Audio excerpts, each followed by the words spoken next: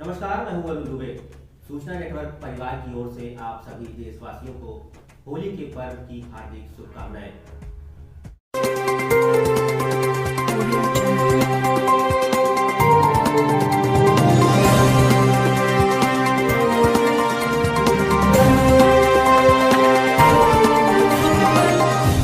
देश में 5 राज्यों के विधानसभा चुनाव के परिणाम एक साथ घोषित हुए थे, जिनमें से गोवा, पंजाब, मणिपुर और उत्तर प्रदेश में तो सीएम का चेहरा साफ है, लेकिन उत्तराखंड में अब भी सस्पेंस बरकरार है। इसीलिए ये सवाल बार बार उठ रहा है कि किसके हाथ में होगी पहाड़ी राज्य की कमान, आखिर किसकी होगी ताजपोशी, कब मिलेगा उत्तराखंड को नया सीएम, क्या धामी बनेंगे सुल्तान या फिर नए नेता को मिलेगी जिम्मेदारी। इन सवालों के बीच कई नामों की चर्चा तेज है। कहा जा रहा है कि एक बार फिर धामी को राज्य की कमान मिल सकती है। इस चर्चा के बीच एक नया नाम निकलकर सामने आ रहा है और वो नाम है कालाढूंगी के विधायक वंशीधर भगत का। दरअसल बीजेपी नेतृत्व ने अचानक वंशीधर भगत को दिल्ली बुला लिया है। उनके दिल्ली रवाना होने से ही सियासी हलकों में अटकलों का दौर शुरू हो गया है।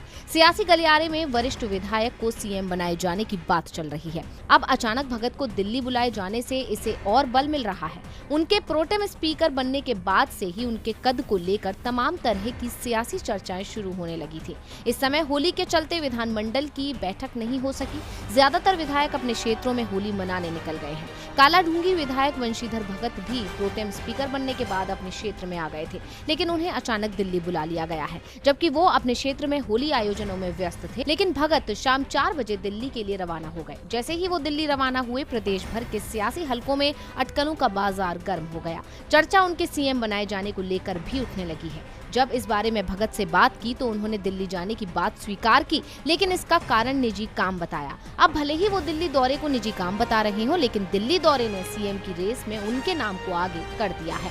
अब देखना होगा कि क्या पार्टी उनके नाम पर मुहर लगाएगी या नहीं, और क्या पुष्कर सिंह धामी वंशीधर भगत के आगे शांत बैठेंगे। पार्टी में सीएम की कुर्सी को लेकर जो घमासान मचेगा, उससे बीजेपी कैसे निपटेगी, ये देखना भी दिलचस्प।